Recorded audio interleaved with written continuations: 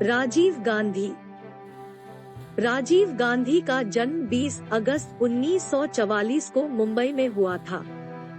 भारत को आजाद होने में अभी 3 वर्ष बाकी थे। वे ऐसे प्रधानमंत्री थे जिन्होंने आजादी के उस संघर्ष को नहीं देखा जिसमें उनके परिवार के अन्य सदस्य शामिल थे। नाना पंडित जवाहरलाल नेहरू उनके जन्म के समय अपनी 9वीं और अंतिम जेल यात्रा पर थे। उनकी मां इंदिरा गांधी खुद 15 महीने पहले ही जेल से छूटी थी और पिता फिरोज गांधी सिर्फ 1 वर्ष पहले जेल से छूटे थे। शिक्षा और काम। कैम्ब्रिज में जहां राजीव पढ़े थे वहां वे बहुत खामोशी से रहे तथा यह भी पता नहीं चलता था कि वे प्रधानमंत्री के पुत्र हैं।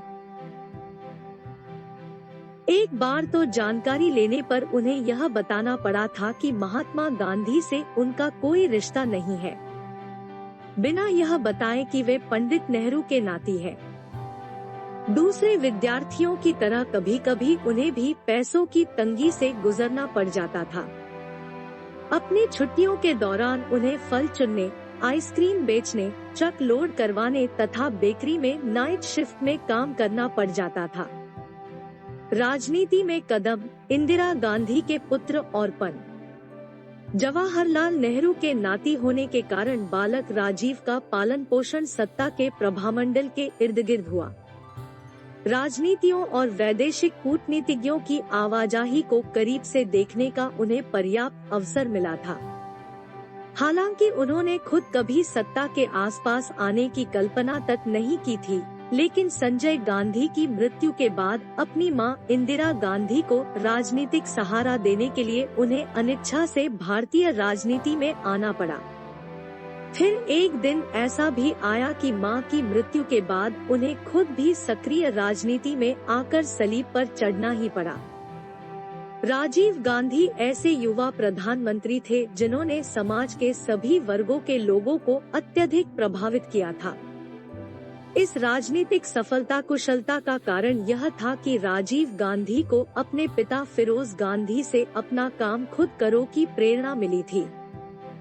राजीव जी कहते थे कि उनको अपने नाना पंडित नेहरू से आराम हराम है तथा पिता फिरोज गांधी ने श्रम की महत्ता और बिना झिझक के सच बोलने की प्रेरणा मिली थी।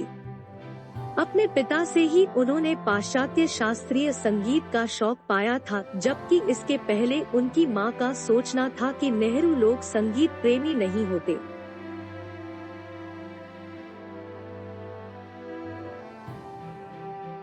वह अक्टूबर 1984 का अंतिम दिन था।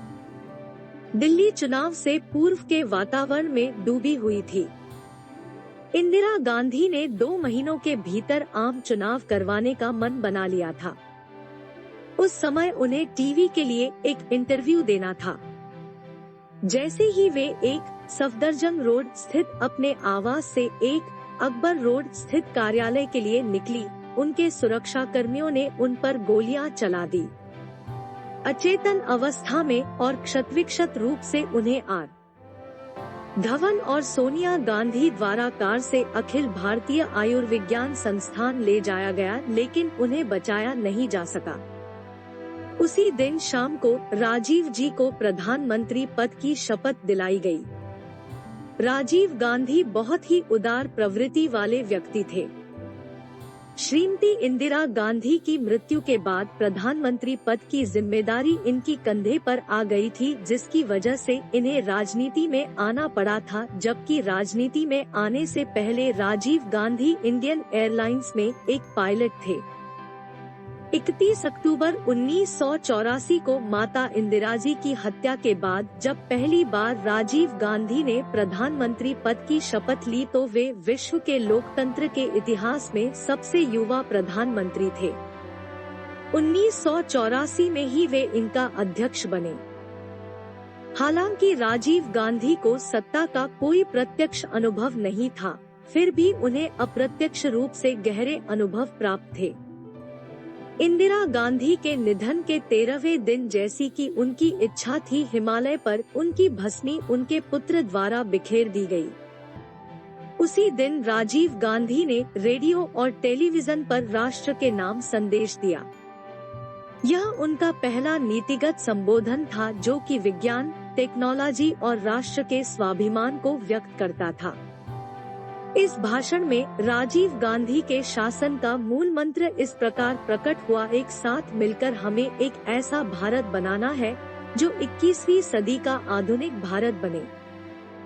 यह कहना गलत नहीं होगा कि आज जिस भारत में हम सांस ले रहे हैं, जिस आधुनिक भारत का लोहा आज पूरी दुनिया मान रही है, जिस भारत पर आज पूरी दुनिया की नजरें इनायत है, जिसे कल का विश्व शक्ति माना जा रहा है और कहा जा रहा है कि एक बार फिर भारत पूरे विश्व को एक नई राह दिखाएगा, यह राजीव गांधी की ही देन है। निधन 21 मई 1991 को नृशंस बम विस्फोट में उनकी हत्या तक वे इस पद को सुशोभित करते रहे।